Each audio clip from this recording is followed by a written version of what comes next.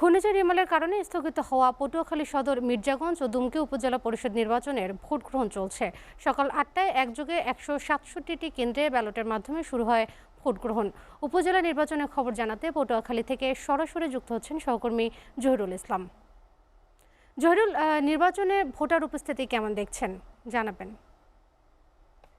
রোদেলা, শুভ সকাল। আপনি জানেন যে ঘূর্ণিঝড় রিমেলের প্রভাবে যে পটুয়াখালী জেলার ৩টি উপজেলার নির্বাচন স্থগিত ছিল, তৃতীয় ধাপের সেই নির্বাচনের ভোট গ্রহণ কিন্তু আজকে চলছে।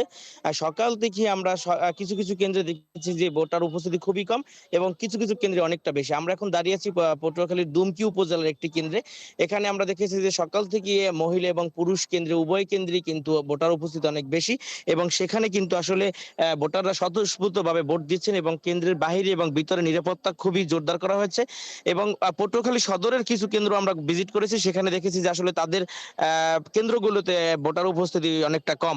এবং আমরা এখানে যেটা জানলাম যে ১৬৭টি কেন্দ্রের ৩টি উপজেলায় যে ভোট গ্রহণ চলছে, তার মধ্যে প্রতিটি কেন্দ্রে পুলিশ, আনসার, র্যাব এবং বিজিবি পাশাপাশি এবং নির্বাহী ম্যাজিস্ট্রেট এবং জুডিশিয়াল ম্যাজিস্ট্রেট দায়িত্ব পালন করছেন। সবকিছু মিলিয়ে কিন্তু পটুয়াখালীর যে কেন্দ্র নির্বাচনের পরিবেশ এখন পর্যন্ত সুষ্ঠু রয়েছে। এবং আপনি একটি বিষয় জানেন যে এই যে পটুয়াখালীর ৩টি উপজেলায় কিন্তু একটি সংসদীয় আসনের অধীনে, সেই ক্ষেত্রে কিন্তু এখানকার যিনি এমপি রয়েছেন, জাতীয় পার্টির এক আসনের এমপি রুহুল আমিন, তার কিন্তু একটি সমর্থিত কয়েকজন প্রার্থী রয়েছে প্রতিটি উপজেলায়। সেই বিষয়গুলোকে কেন্দ্র করে কিন্তু পটুয়াখালীর নির্বাচনী পরিবেশের দিকটা কিন্তু বিবেচনা নিয়েছে প্রশাসন।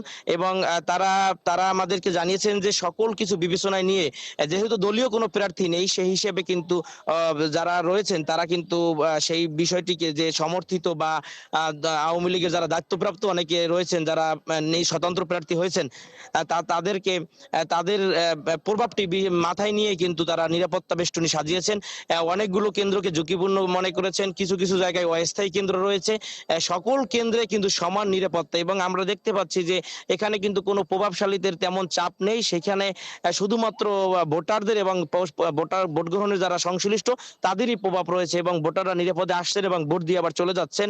সবকিছু মিলিয়ে পটুয়াখালীর যে ভোটের পরিবেশ সুষ্ঠু রয়েছে। তবে পটুয়াখালী সদর উপজেলায় ভোটার উপস্থিতি কম দেখেছি।